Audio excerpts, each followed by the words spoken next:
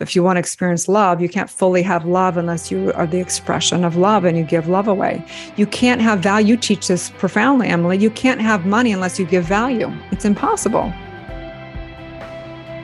Welcome to the show, Erin. Thank you so much for being here. I'm so incredibly excited. I could be honored to be with this amazing mama to be. Mm-hmm. Yes. So I remember meeting you for the first time a few years back and just feeling how powerful you are, and being in your presence is such a special experience. And I don't say that lightly, and I don't say that to many people. And so I just know that what's going to come from this conversation is going to really shift people and open their eyes to different topics and levels of understanding that they might not have had before. So thank you for bringing all of your wisdom in advance and your energy and just all your beauty. Just holding you and everyone listening in today. I know it can be intense times, and I know that all of the people here are really following their heart because they've been following you, and you're somebody that's completely committed to following your heart and having other people follow their heart. And it's not always easy, because the world has us going in all different directions and following influencers and doing all these things that we think will make us happy. And then one day we're like, shoot, this is not, why am I still unfulfilled? What's going on really? So let's dive into that realiness, right? Mm-hmm. Yeah. So take us back. Did you have moments where you experienced exactly what you just described that got you on the path that you're on today? Oh gosh, yes. So I've had so many moments, of course, like all of us, but I'll never forget. It was just before my 30th birthday. And for some reason, I was looking at my money in the bank and assets and all this stuff. And I realized, I was like, oh my gosh, I'm officially a millionaire.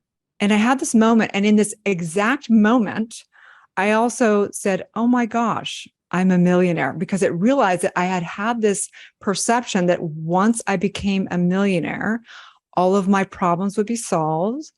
And that I would be some fulfilled, woman, having this perfect life. And I still felt completely unfulfilled inside. And I still was wondering, what is the actual secret to this thing and the key to life? And what do you think, where do you think that stemmed from, that idea that the money was going to create the happiness for you and the fulfillment? Oh my gosh. Well, that goes back to the trauma with X amount of traumas back. I grew up in a really interesting childhood. I grew up in somewhat of a hippie commune in the hills of Santa Barbara. And it was really interesting because my mother came from almost like a really poor indigenous family. And my father actually came from one of the wealthiest families in America. So it was really interesting because I would spend, of course, my parents were divorced, and my mom, we had no money. We went to the thrift store for clothes. We had zero money whatsoever.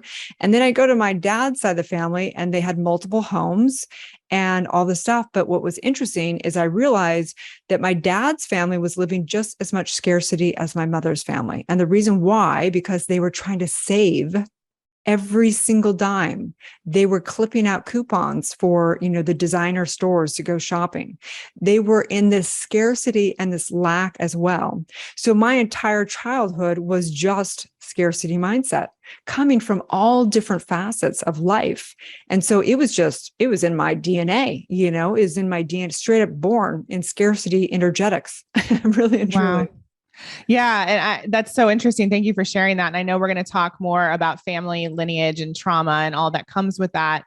And I'm curious to know, because I've had similar wake up calls where you create something, or you amass a certain amount of money or something that you thought was going to make you happy. And then you wake up one day and realize that that's not the case. So what steps did you take to get closer to fulfillment and get clearer? Sure. Yeah. So I know you probably know my story, but most people don't. I had a full-term stillborn at the age of 22.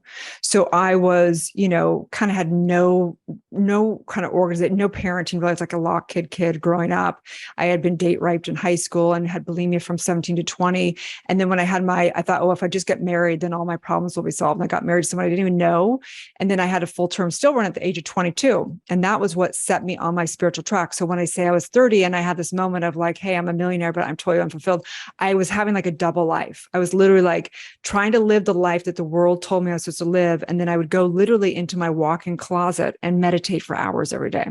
So what really happened was, number one, I would say for sure, just doing all your inner work, which trauma, after 27 years of seeking truth, for me now, I understand trauma is the key to doing the inner work. It's the missing thing to The Secret. We all watched The Secret, the documentary. Well, why were we able to manifest some things and then we weren't able to manifest other things, or we were able to manifest, but we were still not fulfilled? So for me, the key to doing the work for sure is the inner trauma work, which is clearing out the epigenetics on the DNA and doing the E4 trauma method. That's what I created that got me the 2020 Walden Wisdom Award next to Oprah. So doing your trauma work is for sure the most important thing, because your soul's calling is your soul. Until you have done your soul's work, you won't know your true soul's calling. Second thing, I would definitely say you need to surround yourself in an environment of people that are holding you in truth and that are doing their work so that you can stay in that frequency. And thirdly, it's for sure is service. Service, because when I just focus on myself, this biatch will never be fully happy. Like, she's like, I need more, I need less. No, that's not good enough. So it's like only till I give in service every day that I'm like, oh, this is actually fulfilling. Because I can be in the nicest resort in Paris right now, having the greatest food and the beautiful clothes. And I'm like, why am I still feeling like something's missing? Yeah. Right. And so when you started on that journey, let's talk about the trauma piece. What were your first steps? Or if someone is just listening to this for the first time, they haven't done any trauma work, but they're recognizing they really resonate with what you're saying because they've tried to manifest, they've done some mindset work, but things aren't happening or resolving. What would be the first steps? Yeah. So what happened was I was doing meditation for years and years. I was having out of body experiences. I was like, wow, this is amazing. I'm so advanced. Oh my God. I was like an elitist, like spiritualist, like I'm better than you because I do more spiritual work. It was like one of those things, which was like part of the path of all of it. Right. But what happened was I would begin to know that I'd have these mystical experiences and these empowerment things, but then I couldn't be in the same room as my mom. I'd get triggered in the same room as my mom. So I'm like, well, how spiritual am I if I can not be an actual relationship, but I can have these things, right? So what happened is I began to dive more and more into the subconscious work and realizing wow, there's something here. We can have these spiritual things, but we need to deal with the actual DNA and the subconscious work. And so just began to dive into it I became obsessed with it. And then what happened is I created the E4 trauma method and I began to do these processes. I was like, what are we actually doing? We're neutralizing the events that happen. So for most people out there, let's do this. First thing is you got to recognize that you have trauma, because most people think it's just, well, I wasn't in a car accident, or I wasn't, sexually abused by my father, or I wasn't, had some huge things. That's not trauma. So spiritual psychology is different than traditional psychology. Psychology would say, is there big traumas? Is there little traumas? All this stuff. We don't look at it like that. Spiritual psychology, we're saying it's not what happens to you. It's what happens within you. And what happens within you is when something occurs in life, let's just pretend that you had a breakup, or let's pretend that you got bullied on a jungle gym, or let's pretend that you sat in your house for 2 years in the pandemic, right? Like whatever happened, whatever occurred or didn't occur, there's something that happens where you have a really high frequency. You put a meaning on what happens or doesn't happen. You all of a sudden have this huge level of frequency because you're upset. And so you've got frequency. How does the subconscious program? Through frequency and vibration. So you've got this huge frequency, you're highly upset. And then what happens is you decide something. You decide a lie. I'm not enough. I'll never love enough. I can't trust. I don't want to live. Whatever it is a decision backed by high frequency. And it actually goes into an engram that goes into the neurological system. And it actually goes into the subconscious. It tags the DNA. It myelinates the DNA and actually strangulates the DNA. So then we're like, why do I feel good? Why am I feeling like all frenetic? Why am I feeling like discord? Why do I get anxiety all the time? Because it is your neurological system reacting to what was created within. So if you're out there and you're going, how do I begin with trauma? You want to first get trauma informed and realize, wow, I do have trauma. And this is why my life is outpicturing the way it's outpicturing. Number one. Number two is to actually do the healing, the trauma healing processes. There's all types of things. There's EMDR, there's different things, or you can come in and work on E4 trauma method. Ours is a little bit different It deals with, the triggers. It deals with that, the energetics of it, of dealing with that and neutralizing it. But what it does is we take it a little bit further in that we birth someone's purpose. We believe that the trauma is the key to when you transmute that energy is actually the purpose. Life's purpose is born out of your trauma work. And then we make a declaration and we do what's called a spiritual mind treatment or a scientific prayer to actually take the DNA to the next level. Wow. Mm-hmm. Okay. This is so fascinating. Thank you for describing that to me. So when someone starts to do this work and they do everything that you just described, they recognize that they have trauma. They start to look at, like you said, how they can start working with that, whether it's EMDR or something like your amazing E4 method. So when they start to dive into that, what often happens? Like, is it something that they can resolve in a matter of months? Does it take years? Is everyone different? I'd love to know a little bit more about that. I think that we're such an instant gratification culture that we're like, oh, let me just, get 5 sessions and get it over with. You have lifetimes of stuff going on, right? So it varies a little bit. And this is why I began to work with soul-based spiritual entrepreneurs that wanted to use the work and take it out, because I used to work with huge A+ celebrities and they would want to just fix whatever issue was going on. They had, they were getting in trouble because they were whatever, they had done drugs or gotten in trouble with the police, or they'd have a spouse that was saying you need help or something like that. So they would do something just to fix the circumstance. So what I found is they would come in and they'd try and fix the circumstance, like someone coming in like, hey, I just want to make more money. Let me do trauma work to try and make more money. Well, that's cool, but it's not going to last because we need to back it up with daily spiritual practice. We need to back it up with being in alignment with the correct frequency and things like that. So you can come in one session. I could have people completely blown out of the water of like seeing all their patterns and like, oh my gosh, that's my one limited belief that's running the show. And I feel so freed up from it. And we do all the work, but you've got to back it up with energetic. Every single day we're creating our energetics, so it's not going to last. So my suggestion is, we do, I would say at least 12 sessions to really get something where you're really having major motion in your life. But for me, it's a lifetime work because I'm doing past life stuff, and you don't have to believe in past lives. All lifetimes live in my DNA. So I'm doing work for the collective in my trauma work. I'm doing work for my lineage and things like that. And that's why I do service every day. And that's why we take these companies out to the world, because until your trauma is till our collective traumas are gone, we're all connected. There's no way I can be free of trauma and Emily's not free of trauma. It doesn't work that way. It doesn't work that way. It sounds like part of the healing is really attached to purpose as well. And has to.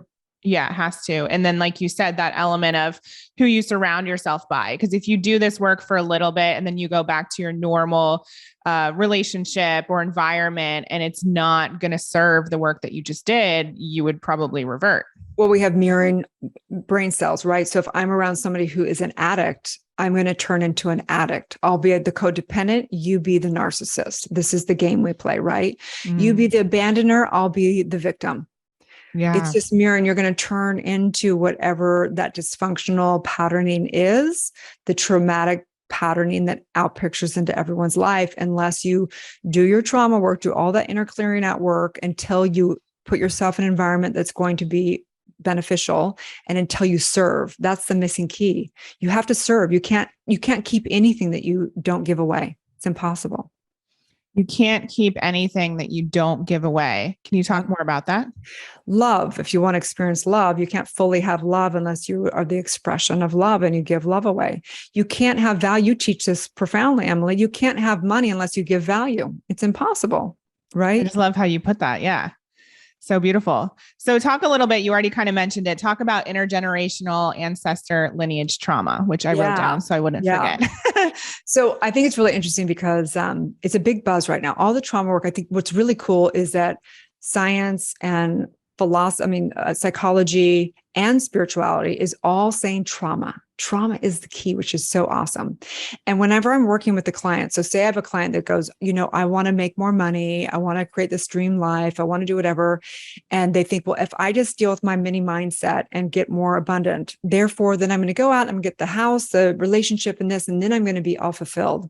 Meanwhile, I don't even get along with my parents, or we still are having issues. And I'm going to pretend like I'm going to be fulfilled in my life when I haven't actually dealt with what is really happening here, which is our lineage, which is we have to reparent.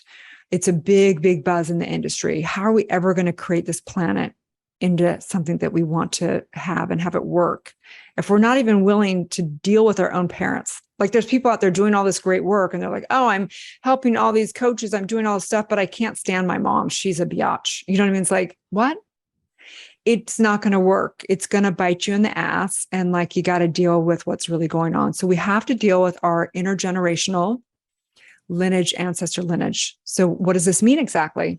This means that this is the real final frontier, that we have to do this work. We have to do our work to unconditionally love our parents, because we are our parents and we are our future generations.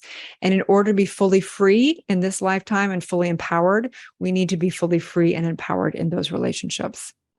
And what did you uncover for yourself personally when you did this work? Oh my gosh. It was so, okay. So, you're just having a kid. I have a 27-year-old son that got married a year ago. And I'm like, oh, my son and I have a great relationship. I'm like, oh, it's perfect, And then he was getting married and he kind of started pulling away. And I was like, oh my gosh, why is my son pulling away? He wasn't like making me wrong per se, but he was definitely pulling away. And like really pulling away. Like, I talked to him like once a month and we would see each other once a year. And I was like, this is crazy. What is going on? I wasn't seeing him for holidays. I was like, what do you need from me? Do we need to do trauma? Anything you need? I'm so sorry for I was like doing all this work. But then I realized, Emily, I was like, oh, I used to talk bad about my mom when he was a little boy. I was distancing myself from my mom his entire childhood. I was like, oh, well, I'm just going to be the perfect mom because my mom wasn't that for me. Therefore, I'll be that perfect mom. And therefore, I get to keep making my mom wrong. And I get to just pretend and be the perfect mom that I think I am. No, it doesn't work that way. However, the patterning is happening with you and your parents, because it doesn't mean that you can necessarily have, say you're a father that sexually molested you. My father did not sexually molest me, but let's just pretend that, okay? There's no way, even if it doesn't mean he necessarily could be in my life, but how I hold him in my consciousness, how I hold him in releasing him in love or whatever it is, but telling my children that we love people unconditionally and we see them the perfection of wherever they are, that bad talking them or making them separate or, whatever it is, our children are going to pattern us. And we have to be 100% responsible to heal that intergeneration trauma. My mom came from a mother who was one of the meanest women I've ever met. She was given up for adoption by her mom. So there's been this non-loving maternal thing in my lineage that is it's trickling on down. So the only way I have to, I'm very good with my parents. I've had to do amends. I've had to, really, really take responsibility, not justifying why I was distant, or justifying making them wrong. So it's a full on, if you want to be a leader, are you going to be a leader or not? And so you said making amends. Is that having conversations? Can you share more for people who are resonating with this? So number one for sure is trauma work, because you actually don't have to say anything to any of your parents or grandparents. You can do all the work in consciousness. You can do it all through trauma work, and you can do it all through other processes of really making amends. You don't have to go to anybody to do amends. From a human perspective, you could go say sorry to somebody. But it's one thing to say you're sorry. Sorry doesn't mean anything. Sorry backed up by here's the action I'm taking. Like, for example, let's just pretend with my mother. It's like, I need to own up. And we were in a good space. We weren't arguing or anything when I made this amend. We're fine. But like, Mom, I need to make even more amends, even though we're at peace with each other. And even though I love you and you love me, I realized some patterns that I did growing up that may have impacted our lineage, and I was upset because of things that were happening with you.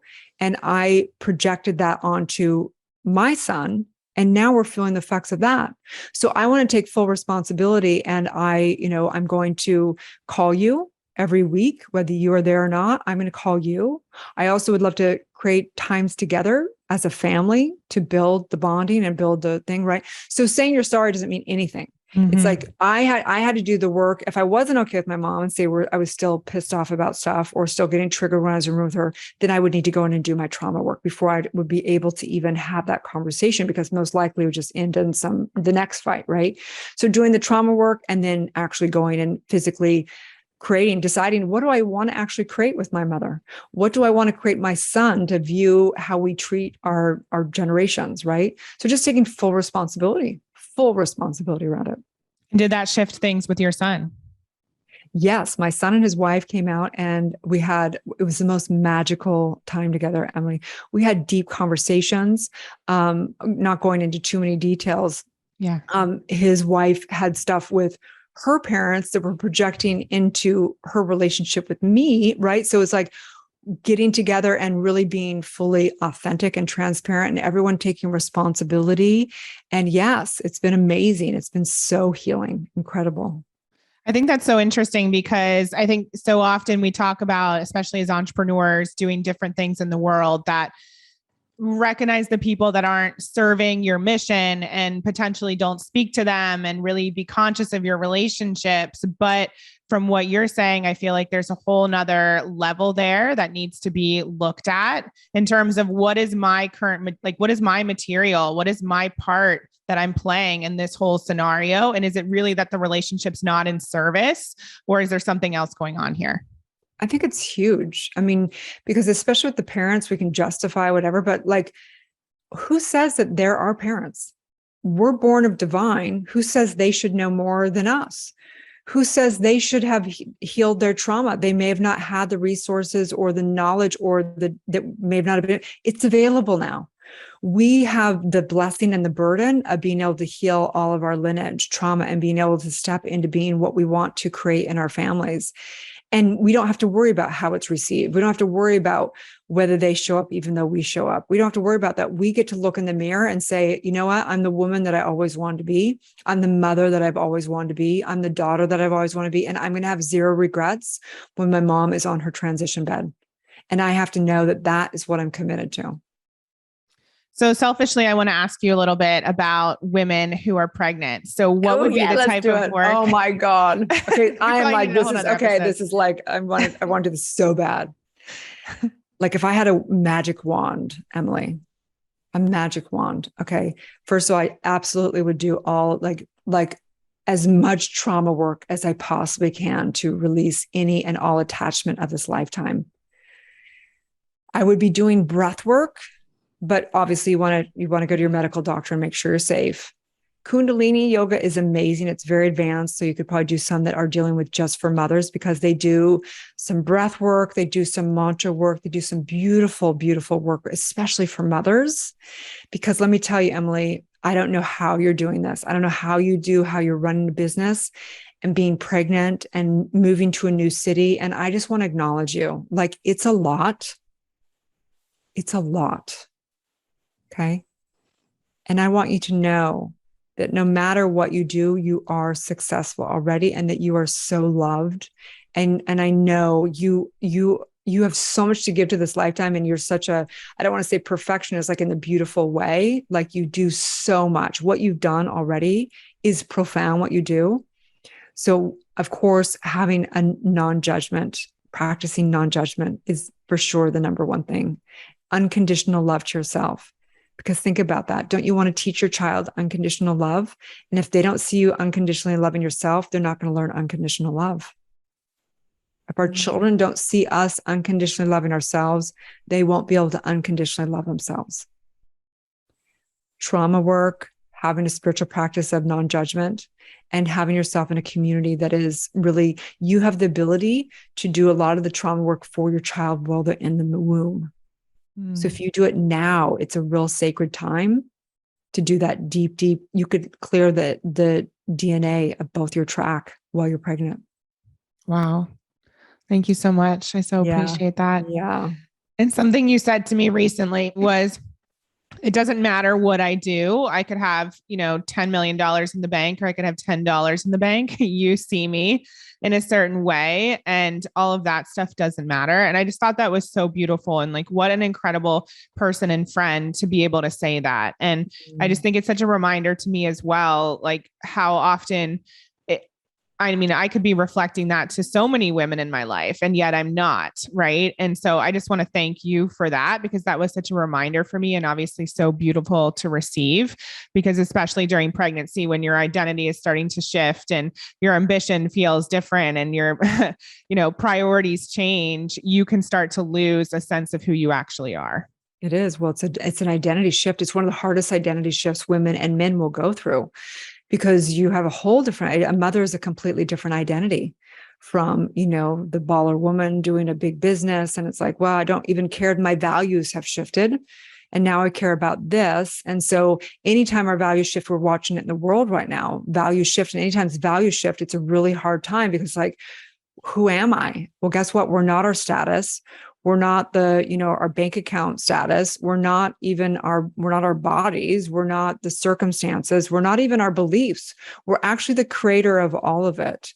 And you, my dear, I invite you to take out a blank canvas. And it's almost what I call, it might sound a little weird, but I call it like a death meditation, like just really releasing everything from this lifetime and going, what do I want to create now? You get to create anything. And I'm so excited for you. This baby is teaching you already, right? What a master. Yeah. I believe that our children are our teachers. They're our parents, right? We have it backwards. We have it backwards. Yeah. Beautiful. So one of the questions I want to ask before we wrap up is a little bit around abundance and wealth creation. And I know that we're not our bank account. And I'm so glad that you said that and made that very clear, because I want to make sure people understand that from this conversation. Mm-hmm. And I also understand that there's a lot of people in your community and my community who want to create wealth, not just to further their lifestyle, but to be able to impact and grow the business or the mission and expand their purpose. So what is some of the trauma that holds people back from wealth creation, and how can they move through that? Sure. Money's interesting, because money, sometimes we'll go, well, I don't have trauma around money. Why, how is trauma impacting my ability to make money? Well, as we know, self-worth equals oftentimes net worth, right? And it comes down to a lot of it's, I'm not worthy. I'm not worthy of having a beautiful life. I'm not worthy of even being able to serve people. I'm not worthy of whatever that is. So trauma is not like we're going to go on a witch hunt looking for one trauma around money. We're looking to, it could be anything. It could be something that happened with a parent, and that is projecting out into your money story of your identity. Because money, really and truly, as you know this, you can take a look at people with their relationship with money. And generally people always have a ton of money, or they don't have any money, or they have the ups and downs with money. It's kind of like people have their set story. And it's like, no matter what, the theme, all the characters change, the economics change, everything, but the theme of their relationship with money always stays the same. So what trauma does is it changes your relationship to life.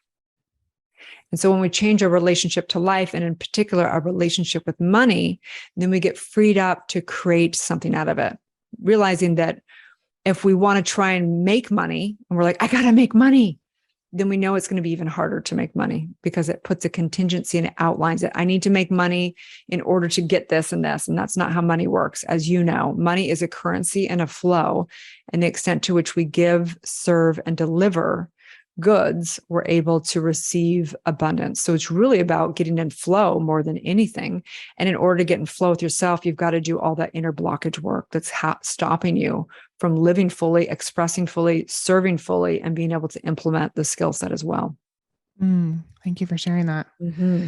So your work at the moment, you obviously have your E4 method, like you just described. What are you most excited about in terms of what you're doing in your business? It's a great question. I think that we're all asking that at this point in time, because we've been sitting behind Zoom for this so long. And I think they are really burnout on social media and technology and things like that.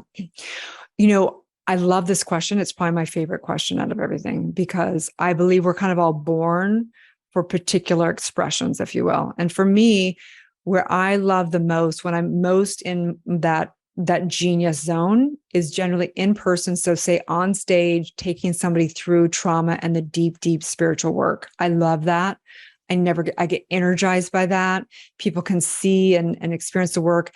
And it's been hard because we've been like doing it on Zoom within community, the last couple of years. And so the world barely has seen my work out there. And it's been heartbreaking because, and you see it, watch it profoundly change people's lives. So I'm curious to know for you, what is that thing for you? I'm really excited about this podcast and growing that further. But it's interesting because I actually identified recently that the emotion that I'm desiring is not necessarily excitement, it's stability. And it's maybe that's an emotion, but it's a thing. And I think for so many years, especially as you're growing something, you're looking for almost that like hit of adrenaline, or at least you get addicted to it. And I realized that that's not actually my desire at the moment. My desire is peace and stability and calm. And so I'm asking myself the question of, is this decision that I make or this offer that I put out there, is that actually going to bring me that? Gosh. And of course you can create that without the thing. It's also a mental state and a way of being, but I just shifted kind of the verbiage of what I was actually looking for. Totally. Completely different, right? Oh my gosh. So true. Yeah.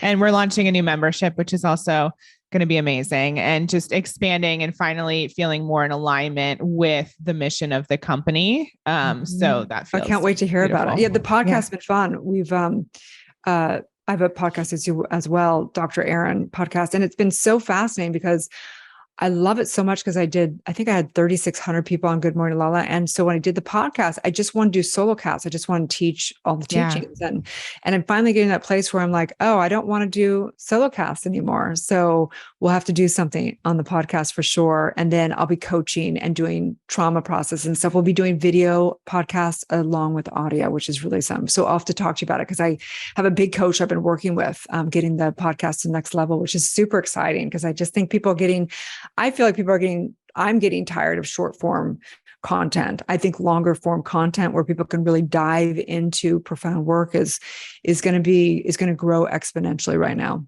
Oh, I agree. Amazing. Yeah. I'd love to talk more. So where can people find you? Yeah, it's Dr. Erin across the board, dr.erin.tv. I'm sorry. My website's drerin.tv, one of those. And across all social media, it's drerin.tv, which is drein.tv. So across everywhere. So the final question we ask all of our guests is, what is one way people can create a life that's better than their dreams? Because I believe that, yes, we can have, we can have a plan and all the things, but I believe there's so much more available for us. Okay. I love this question. So I believe people manifest incorrectly. So what most people do is they think with their logical mind, what do I want to manifest? And they mock up like pictures on a vision board. And then they go, now I try and be spiritual about it. And I'm going to get in the frequency of this feeling. And I'm going to try and manifest and do whatever it is. It's actually the opposite. So what we want to do is when we call in our vision, we actually want to go beyond the mini mind. We want to go deep in source and call upon we want to do all of our inner work and have that vision come through. It's like emptying the vessel so that the actual vision can come through. Once the vision has come through from your higher self, then we use the mini mind and energize it in all that frequency. So people are actually, because most people, their vision is incorrect. It's actually not a correct, authentic vision for themselves. So you ask, how can they create a vision beyond their dreams? Well, you have to go beyond the vision that you've given yourself. Oh, wow. No one's ever explained it like that. Thank you. Yeah. Beautiful. Well, thank you for your time and all your amazing wisdom. This has been incredible. And I'm so grateful for you. Same. I love you so much, sweetheart. I love you too. Thanks, Erin.